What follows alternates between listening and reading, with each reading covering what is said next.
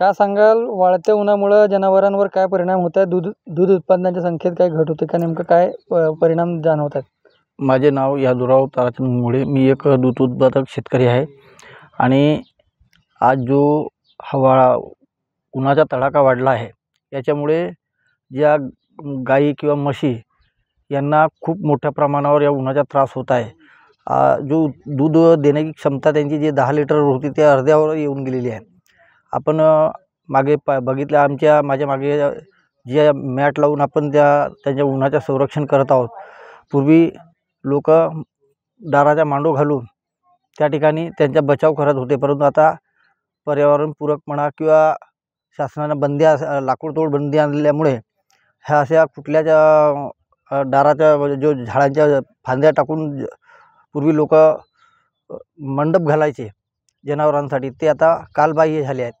पण त्यामुळे आज जो हा उन्हाचा तडाखा वाढलेला आहे याच्यामुळे हिरवा चारासुद्धा त्यांना मिळत नाही किंवा खुराक जे खातात तर त्याचा डायजेशन पण बरोबर होत नाही. त्याच्यामुळे त्यांच्या दूध उत्पादनात खूप मोठ्या प्रमाणावर फरक पडलेला आहे आणि पर्यायाने शेतकऱ्यांना त्या दुधाच्या आणि खिलायचा जो आपण खर्च वजा जाता हा कुठल्याच पद्धतीने परवडत नाही. माझी शासनाला विनंती राहील की जो शासनाचे दुधाचे रेट आहेत हे काही अंशी काही प्रमाणात वाढवले पाहिजेत. खूप नाही, पण लिटर मागे 1 रुपया जरी वाढवला तरी आज जो आपली दुधाच्या उत्पन्नामध्ये घट झालेली आहे त्याचा कुठंतरी थोडाफार फायदा होऊ शकेल असं मला वाटते. येथील शेतकरी असून शेतीला जोडधंदा म्हणून भाऊसाहेब आम्ही हे म्हशी गाई पालन करतो. पण ह्या वर्षीला दुधाळू जे जनावर आहेत त्यांच्या बॉडीवर खूप फरक पडलेला आहे. कारण की ह्या वर्षीचं टेम्परेचर हा 42-43 पर्यंत 44 पर्यंत गेलेला आहे आणि त्यानंतर जनावराचं संगोपन करायला शेतकऱ्याला खूप तारेवरची कसरत करायला लागून राहिलं. कारण की त्याच्या हिरवा चारा अवेलेबल नाही आहे आता आणि त्याच्यानंतर मधामध्ये काही पावसाच्या सरीसुद्धा कोसळल्या नाही आणि ह्यानंतर त्या जनावरावर साईड इफेक्ट पडल्यामुळे ते जे 15, 16, 17 लिटरपर्यंत जे जनावरं दूध द्यायचे किंवा आमचं दूध संघाला दूध जायचं तो आज खूप घट झालेला आहे आणि 6-7 लिटरपर्यंत आता जनावराचं दूध निघणं चालू आहे.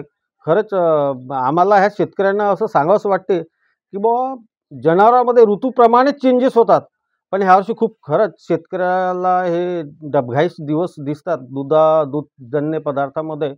आणि जनावराचे जर एक प्रकारे आपण जर जनावराकडे बघितलं तर त्यांच्या त्याच्या बॉडीवर आहे ते साईड इफेक्ट होत असते. तर हा कशामुळे, तर हा टेम्परेचर आणि त्याच्यानं जनावरं दूध द्यायला कमी लागतात आणि त्यांची दुधाची क्षमता कमी होते. माझी सहकारी संस्था किसनपूर डेअरी आहे. पूर्वी गाईचं दूध आणि म्हशीचं दूध कस्टमर 10 लिटर 15 लिटर 20 लिटर दूध आणत होते. आता टेम्परेचरमुळे तो 10 लिटर 7 लिटर 6 लिटर दूध येते. याचा फटका हा वातावरणामुळे टेम्परेचरमुळे जनावरं आणि